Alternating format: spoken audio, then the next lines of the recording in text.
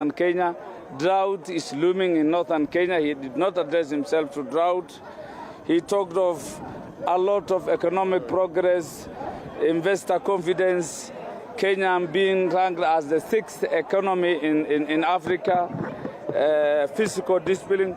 But the real concerns for Kenyans today is liquidity. Do people have money in their pockets?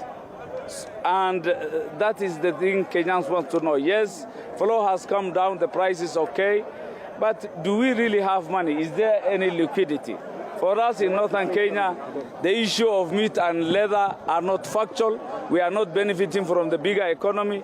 It's like the president has absolutely ignored northern Kenya, and we are not part of the economy. So ours is a protest that we don't believe in whatever is being said. He's deliberately ignoring northern Kenya. He's talking of agriculture. Dryland farming has not been seriously being captured. Water and irrigation is something that is just said. There is nothing actionable. So ours, as MPs from northern Kenya, ours is to protest that we are ignored, abandoned, marginalized continuously, and we are not happy with the address of the president in entirety. Thank you. I just want to concur with my friend. The speech covered most of what the president has achieved, but northern Kenya was really missing out from the achievements the president has mentioned. He has mentioned several roads, dual of several roads and major infrastructures in terms of roads. None was from northern Kenya. He has mentioned several dams. None was from northern Kenya. He has talked of agriculture in terms of coffee, sugarcane, all other sectors of agriculture. But when he came to livestock, there was nothing substantial on livestock. Actually, the figures he gave are not figures we really feel they are true. He talked of 2.5 million. We left while he was speaking in protest because we feel we have been left out in the presidential speech and the government achievement. So we are telling the president, go back to the drawing board. Northern Kenya are really missing out from this cake we are talking of, and we are really in dire need of consideration by the Kenyan government. That's my take. Thank you very much. Let me also join in saying that the State of the Nation address today was just what used to be before, just the sessional paper number 10 of 1965. Northern Kenya has been ignored, was ignored for the last 60 years. He talked about dueling of roads. We don't even have roads ourselves. But it's just the other day when President William Ruto spoke of your roads in Kenya. There was one road. They are being worked on. There is only one road which is being worked on from Modogash, from segments segments. Yes. And that road has been there for, every president talked about it for 60 years. If you come and visit where I come from, Wajir, there is no road. It is something in a plan. And in any case, even if it was done, we are talking about dueling in these other parts of the world, as we are talking about giving us one road, as if it is like tunasaidiwa one road, chukueni this road and get lost. That is not what we feel. We feel that if we are part of Kenya, we should partake in the national cake. If we are not, then we should be separated from it. Thank you. Look, I would like to join my colleagues in pointing out the huge gaps in the president's speech. Northern Kenya was largely absent from the president's speech. We don't have roads. We have cattle trucks that we're using and that get cut off whenever it rains. For example, in my constituency, the section between Modogashe and Samatar in my constituency, up until now, we have absolutely no information when it's going to start.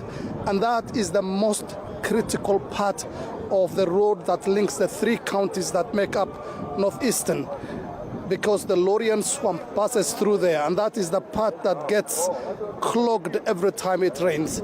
And another observation I would like to make in the president's speech is, I mean, it's good to dream, and some of the models the president was talking about have worked elsewhere, and it's fantastic that the president has a vision to take Kenya to a first world status.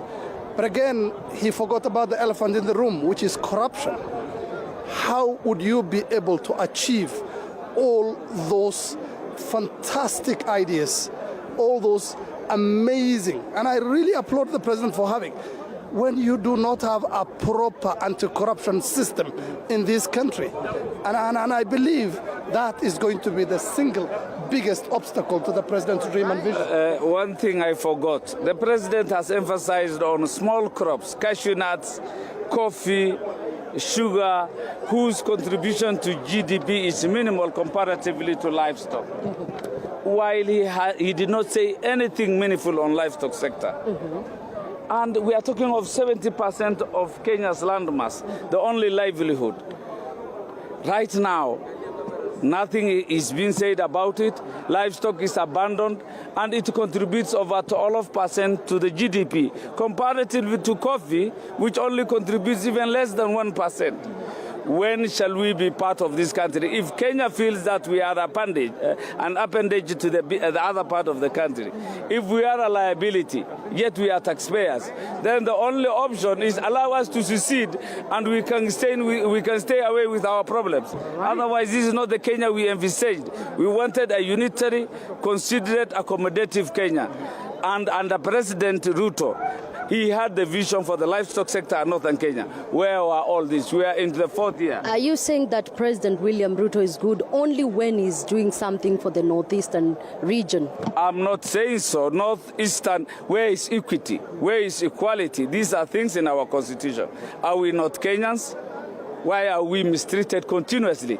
We had the best hope in the 5th president, but it's gone, slipping away. We had even members singing two-term in that chamber. How do you take of that? Because they seemed satisfied with whatever President William Ruto said today. Yes, it is true, because it touches them. They are talking of dueling of roads when I don't have a road. Right. I don't have water for domestic use and livestock. They are talking of two terms. For me, I've elected him. I'm a UDA member of parliament. This time it must be qualified and justified. I will not just elect. I must elect for a purpose and reason. All right, let's hear